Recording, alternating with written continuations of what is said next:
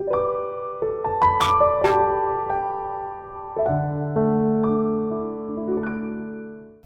everyone, welcome to Excel Civils Academy. I am Rameshwari Holkar, Center Head at Excel Civils Academy in Hyderabad. In today's session, we are going to learn Godavari's right bank tributary. In previous session, we already have completed the left bank tributary of the Godavari, that is river Purna, as well as river Painaganga, Vardha, Vainaganga, Indravati, as well as Sabari. In this session, we are going to cover three important right bank tributary, that is river Pravara, Manjara, as well as river Maner. So, welcome to all of you. So, these are the right bank tributaries. You can go through this map. You will be able to understand where exactly this right bank tributary of this river Godavari originate and flow through. The first, as I said, river Pravara, it originates from the Western Ghat, that is from the Sahyadri, from the Maharashtra. Then the entire basin of this river Pravara is confined in the region of Maharashtra itself, that is in the Deccan Plateau. The second river, that is a river Manjara, again it is a right bank tributary of the river Godavari, which originate in the Balaghat mountain range. This Balaghat mountain range is also in the region of this Maharashtra. From this Balaghat mountain range, this river Manjara originate. And the third river, that is river Maner, which originate in the Telangana itself. Now we are going to see these rivers in detail. The first river we have is a Pravara. As I said, it originates from the Sahyadri, that is from the Western Ghat, and its entire drainage basin lies in the region of Maharashtra. The second, we have a river Manjara, which originates from the Balaghat mountain range. Now, one of the important information for the preliminary examination, understand that there is a Nizam Sagar Dam which is located in the Telangana. It is there constructed on this river Manjara in the region of Telangana itself. Also, this creates a natural boundary between Maharashtra and Andhra Pradesh, that is river this Manjara. You can see and go through this Manjara river. If we consider about the ecology of this region or this entire Godavari, few of the ecologically important wildlife sanctuaries as well as protected area I have covered in the previous class. In this session also, we are going to learn few rest of these ecologically important protected areas. The first we have is a Koringa Wildlife Sanctuary. Now this wildlife sanctuary is located in the region of Andhra Pradesh nearby the Kakinada. Now this wildlife sanctuary, Koringa Wildlife Sanctuary, basically create a estuary, and here this mangroves as well as dry deciduous trees are very much confined in the region of Koringa Wildlife Sanctuary. You can go through this Koringa Wildlife Sanctuary.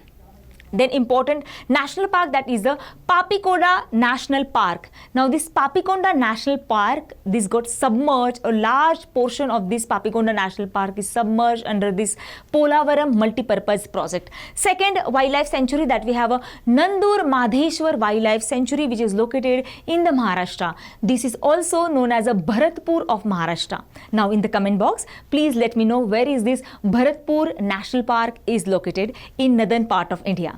This Nandur Madheshwar Wildlife Sanctuary also recognized as a Ramsar site. This is the first Ramsar site of the Maharashtra recognized by the UNESCO. This is very important bird sanctuary of Maharashtra.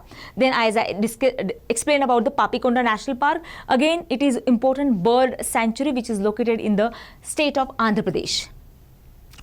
You can go through this picture where is this Nandur Madheshwar Wildlife Sanctuary or the bird sanctuaries. You can see these birds, those are immigrating from the region of Siberia and Central Asian part. This is a Koringa Wildlife Sanctuary, very, very popular for these mangroves ecosystem or mangrove ecosystem. This is Papikonda Gorge, which is basically there in the Papi Hills. Now this Godavari, once it before confluencing with the Bay of Bengal, it flows through these Papi Hills in the Eastern Ghat, and it creates a beautiful valley which we call it as a gorge. This is a Papikonda Gorge through which this river Godavari flows, where this Papi Hill is there. Then if we consider the economic activity confined in the region of Godavari, we will see some multi-purpose projects. The first is we have a Jayakwadi Dam, or which is also called as a Nathasagar Dam, which is located in Maharashtra, and it supplies water to the region of this Marathwada.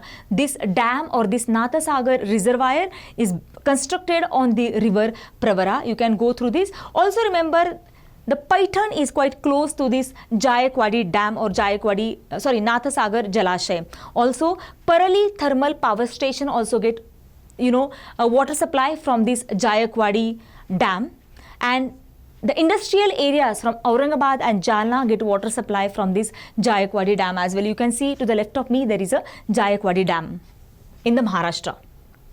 The second is important project is a Polavaram multipurpose project, which is located in the region of Andhra Pradesh nearby this Papikonda National Park. Now this Papikonda National Park's large area is getting submerged, or in the Eastern Ghat large area is getting submerged while constructing this Polavaram multipurpose project.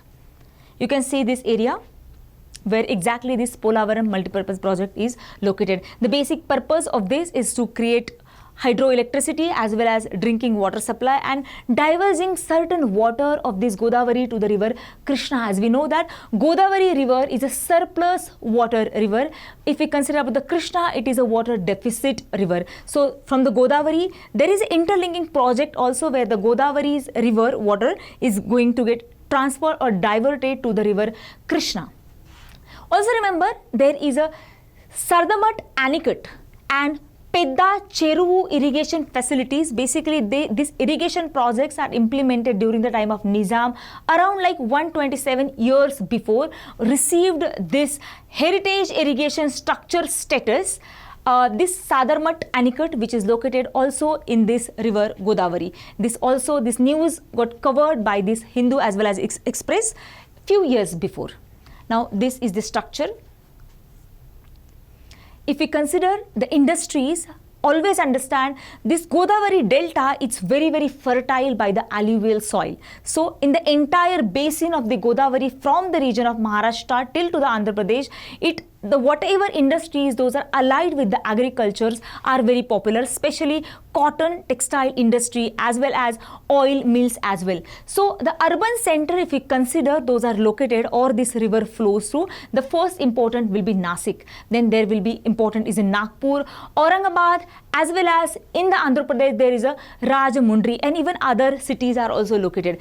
Industry wise, Nasik and Aurangabad is industrial corridor in the Maharashtra. And this river Godavari flows through the Nasik as well as certain portion of this Aurangabad as well other tributaries.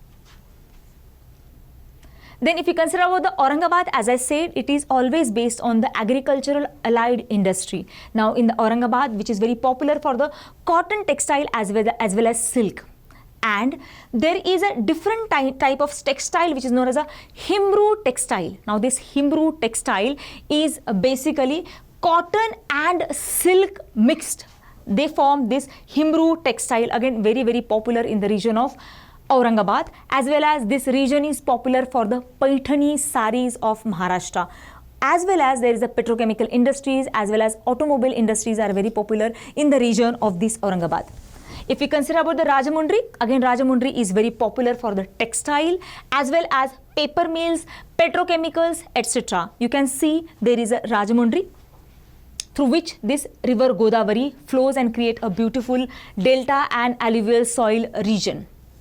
The cities those are located nearby this Godavari are where it originated, that is a Trambakeshwar, second is Nasik, then Paitan from Aurangabad, then Aurangabad itself, then Nanded region as well as the Bhadrachalam region, Basar region, Rajamundry, and very important to understand that the Yanam, which is important union territory, also is located on this river Godavari. Yanam, please remember that as well.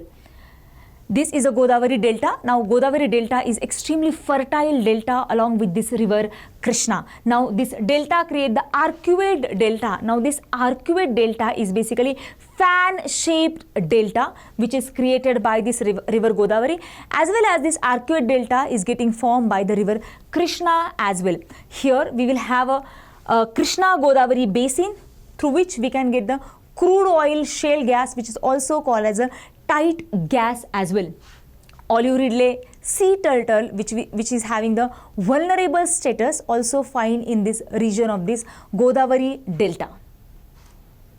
So in general, this Godavari river is very, very important and lifeline for the Deccan Peninsular Plateau, especially in the region of Maharashtra, Telangana as well as Andhra Pradesh. So by this we have completed the right bank tributaries of the Godavari.